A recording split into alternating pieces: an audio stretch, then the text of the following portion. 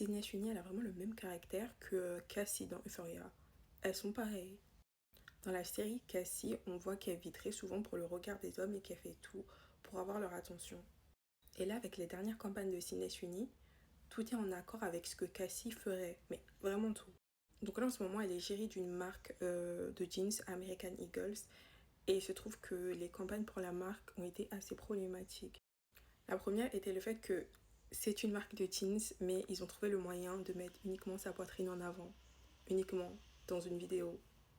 Et les gens étaient un peu dépitants en disant que à chaque fois elle jouait sur ça et que ça devenait un peu triste et navrant. Moi je veux bien comprendre qu'il faut du sex appeal pour la campagne, etc. parce que c'est sur ça qu'elle joue. Mais littéralement une marque de jeans, juste la poitrine.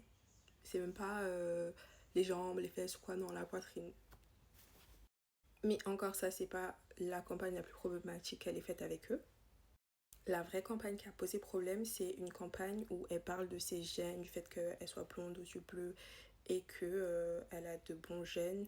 Il faut savoir que dans la campagne, elle parle aussi du fait de génération, de choses qui se transmettent de famille en famille. Et étant donné que Sydney Sweeney est associée à Trump, le fait que sa famille soit MAGA, les gens ont vu cette campagne un peu comme étant raciste.